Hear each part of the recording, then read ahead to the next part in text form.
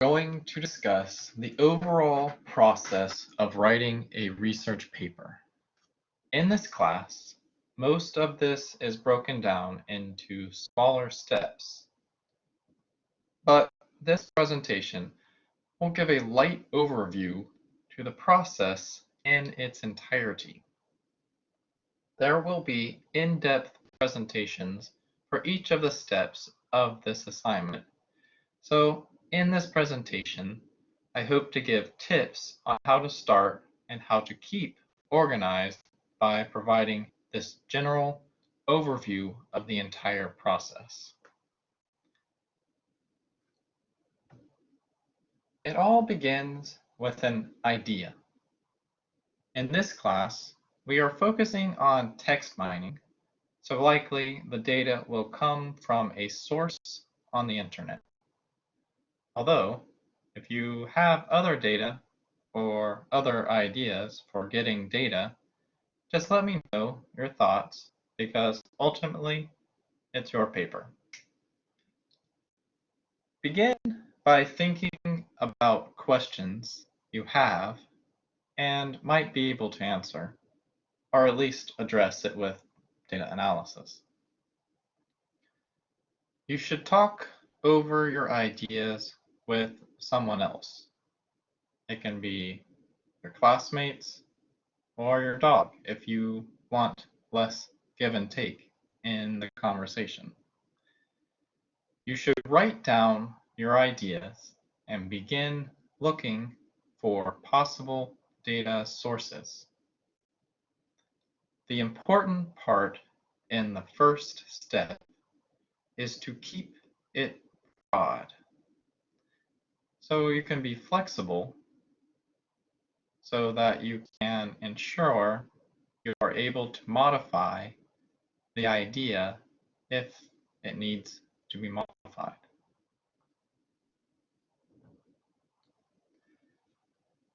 Take some time and write down your answer to these questions sometime today.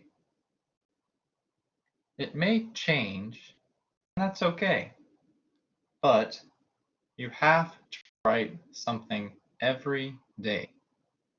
And your ideas are a great place to start.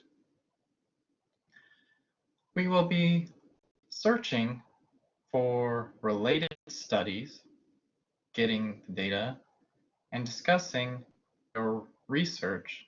So it is good to have some idea of how you are going to address each of these aspects. So what initial research questions come to mind? What search terms go along with that research? Where might you get the data on this topic?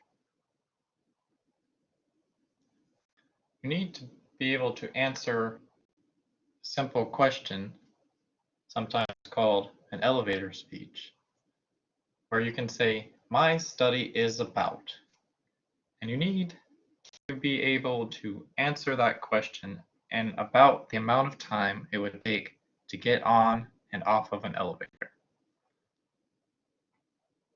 Lastly, when I conducted an initial search for both literature and data, I found, and then what you found.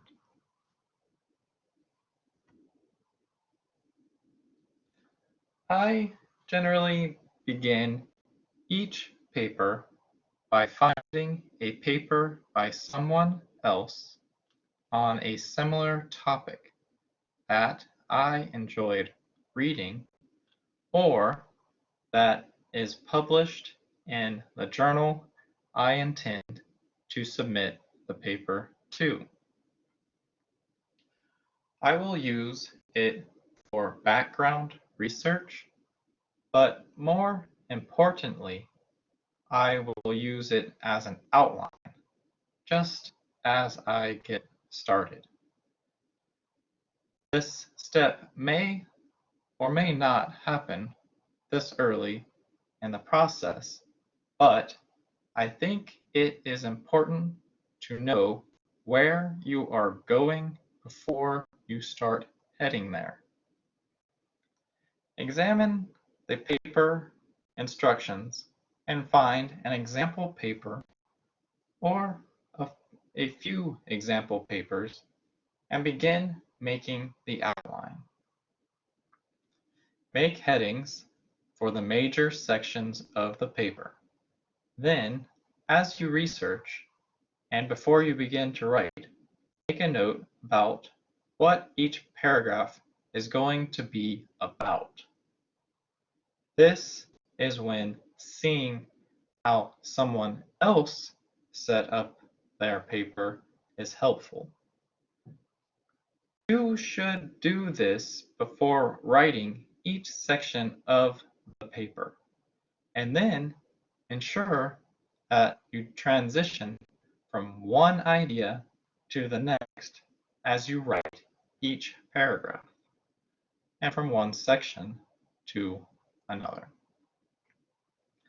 This outline will likely change as you better define your paper, but having something to build from is important. Just make sure you remove the notes from your final version. Plagiarism. Like I said previously, a major pet peeve and very important that you pay attention to this slide. Plagiarism is when you copy a string of words from another person, whether you cite the source or not. You can never copy any portion of anyone else's work, including sentences, figures, or ideas. If you plan to use these, they must be put into your own words, and credit still given with an in-text citation to the original author. You should avoid using quotes in your research paper unless it is absolutely necessary to highlight your point.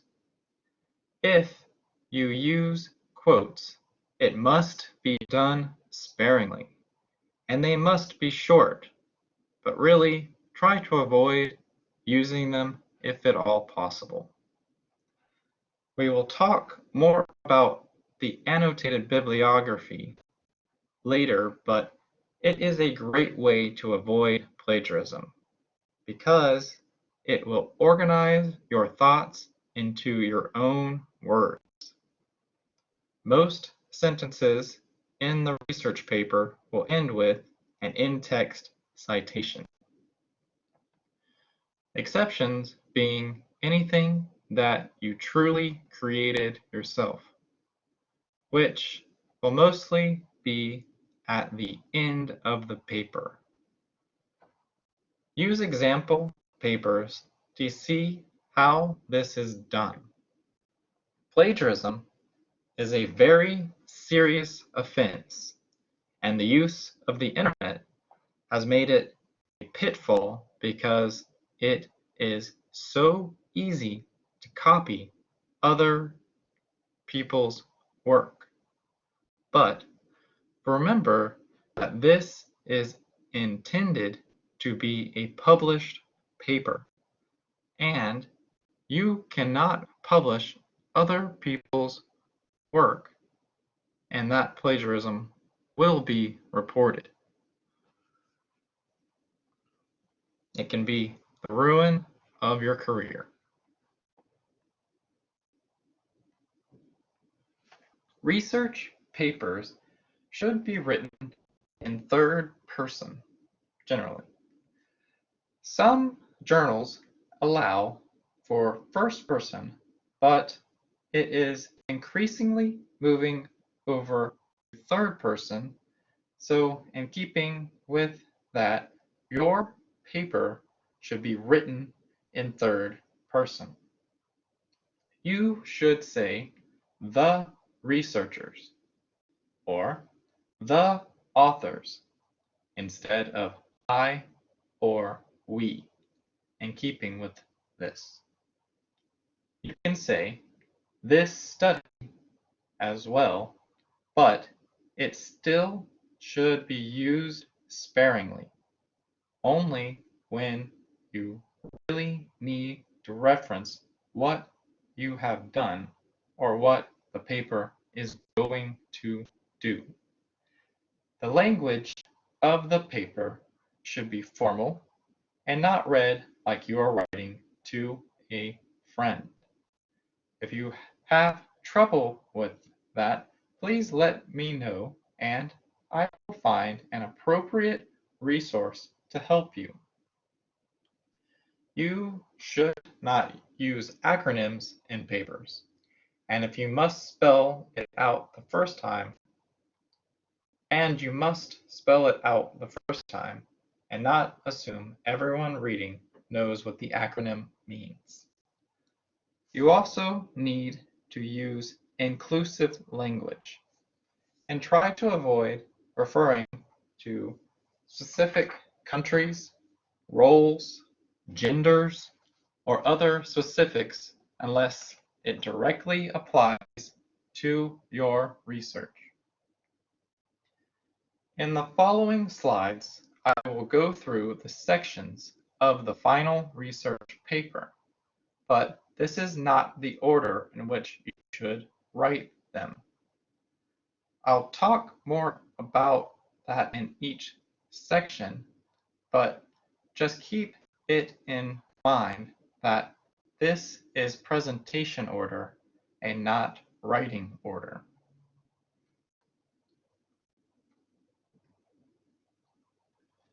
A formatting guide for the final paper is posted, and you should follow those guidelines for your submission. It is important that the only place you reference your name and the university is on this page, because you will be asked to remove it for submission to a journal or conference to allow for blind peer review. We will talk more about this as the semester moves forward, but this page can be completed at any time. However, it may be best to settle on a final title when the paper is closer to complete. Generally, in research papers, it is not good to have only one author, and this paper will have more than one author anyway, since I will be editing all of them. Having another person edit and review your work is always a good idea, but then you really should list them as a second author for their contribution to the paper, which is now a shared work. When you write research papers, often several people will collaborate and all will be listed as co-authors. It works well for everyone as the paper gets better as it is reviewed and refined, and everyone listed gets a publication. And the work is more highly regarded because more people contributed their expertise. The following sections that are discussed are required for this paper, but by no means are you limited to only these. You can add sections and subsections as fits your research to make the paper yours. The abstract is the last section of the paper that you should write. It is a very short summary of the entire paper and needs to briefly introduce the topic, present the research question, the significance of your research, in other words, why is it important, your methodology, and a brief mention of the results. There will not be any citations in this section of the paper. This is the most important section of the paper, and you should carefully choose the words and layout, as generally you are limited to only 100 to 150 words. This is often the only part of the paper someone will read, so it must be excellent.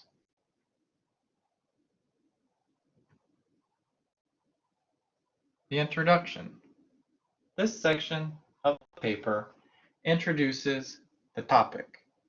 It will present some other research studies, but ultimately you are seeking to define your research problem and find the gap in the literature that your study will address.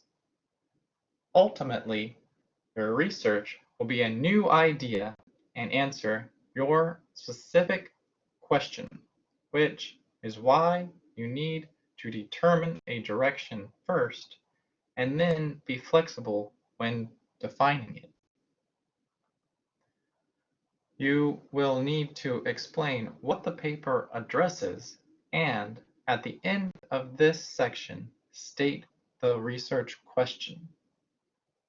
The bulk of this section will present background research as an introduction to the topic, but end with your unique position. Your research question should be something that no one has researched before, or at least research that is performed in a way that hasn't been done before on that topic. This isn't elementary school, where your topic is defined for you. This is a time to be creative and look at something that interests you, answering a question you actually have. Please see an example paper for what this section should look like. Depending on your topic, you may or may not present a model or hypothesis section or subsection here.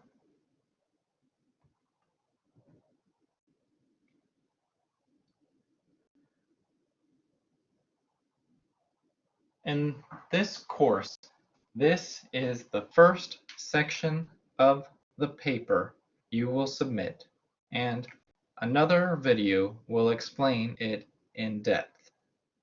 You will submit an annotated bibliography first, which also has an in-depth video explanation. But when writing on your own, you may not complete that step. This is generally the first part of the paper written and serves to provide your background knowledge and define the setting for your research. Every sentence in this section should have an in-text citation, unless two or more sentences in a row come from the same source. However, that should be generally avoided if possible. If it does happen, the citation goes after the last sentence from that source. This section is very important in some journals and less so in others. If a comprehensive literature review and analysis is performed, it is possible to publish it on its own. So if your literature review goes in that direction, you may be able to expand it to be a chapter in your dissertation on its own. For the purposes of this paper, it will only be a section of the paper, but it is good to keep in mind.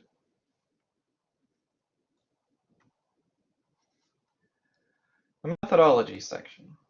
This section of the paper is very straightforward, and although getting the data may have been time-consuming, writing this section will likely not be.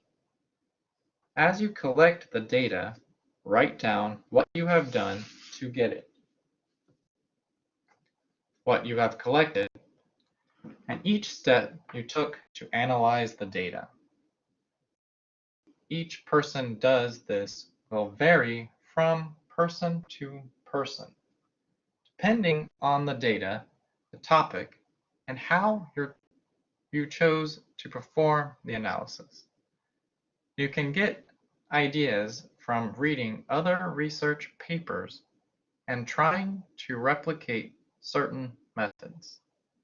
When writing this section of the paper, those notes and describe the data, how you got it, and step by step how you analyzed it.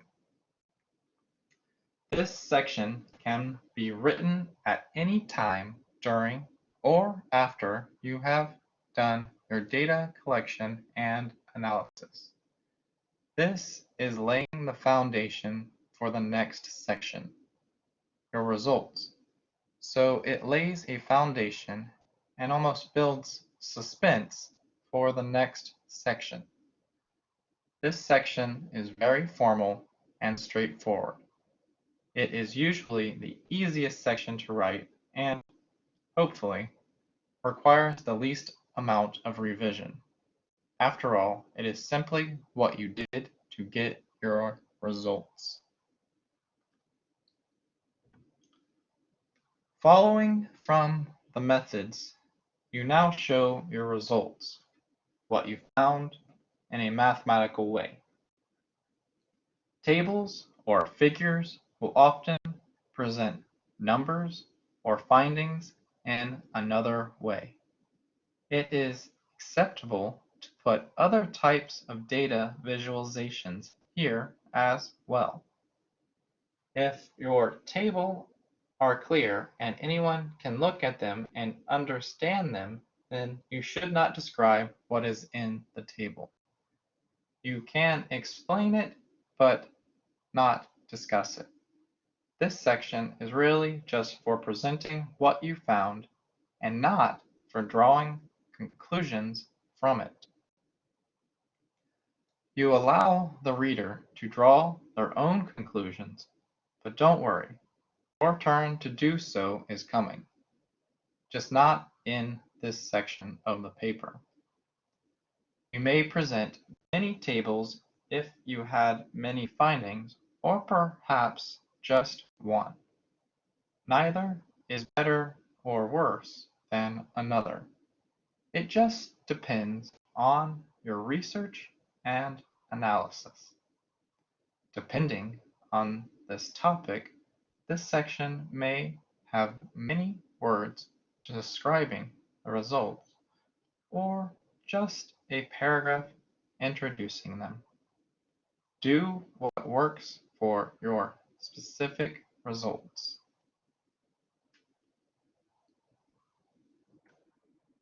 Discussion section. Here you will present your findings in a way that you explain them. You can add your interpretation and derive meaning from what you discovered in your results. This section should tie back to your introduction, linking back to what others found before, how your new knowledge fills that gap. You should directly discuss the answer to your research question, and if you presented more than one hypothesis, might present the results in a table or list. Each can be discussed, but this should really tie what you did to what you said you were going to do in the beginning. Conclusion section.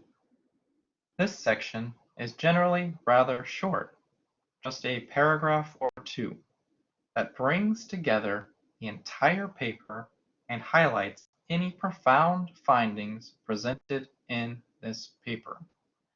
This is not a time to be humble, although don't go over the top either.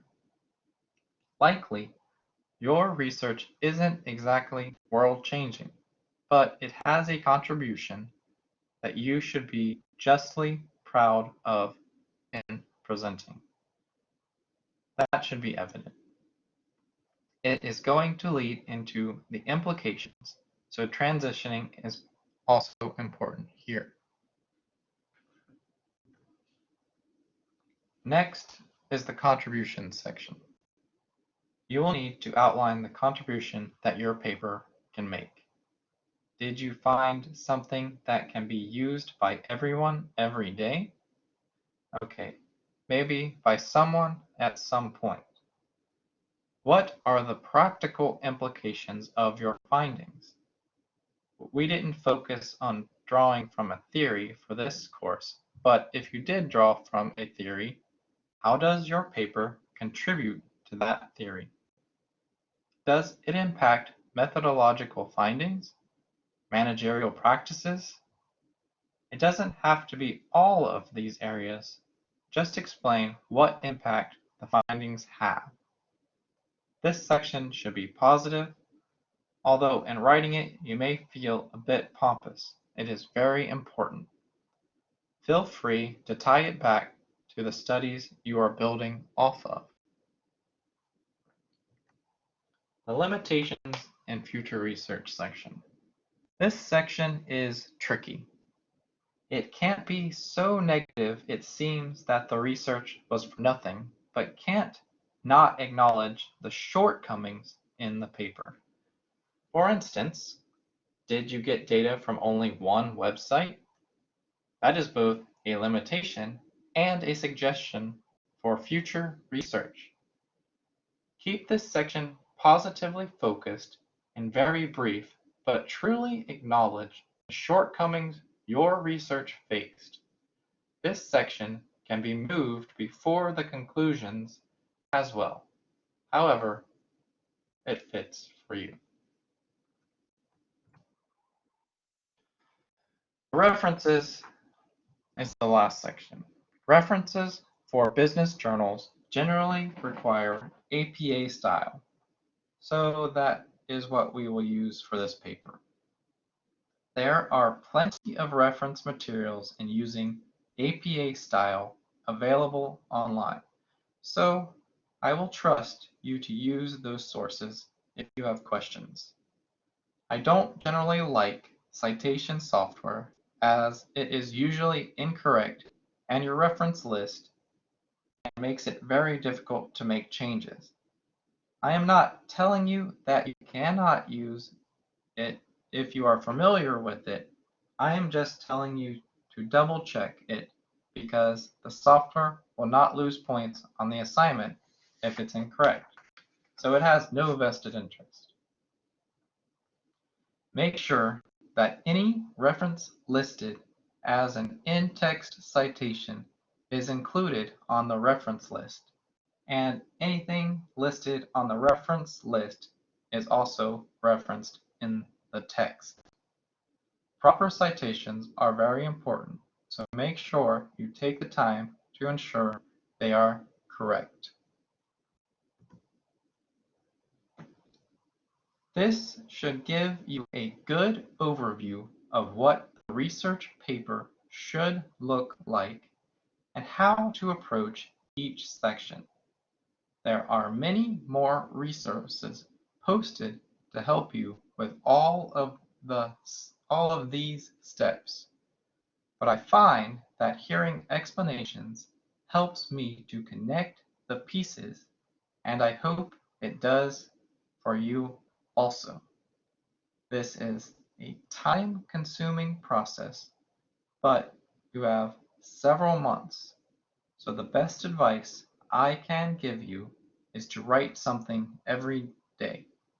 Work a little on this project every day, and it won't feel overwhelming, and the process will be more enjoyable.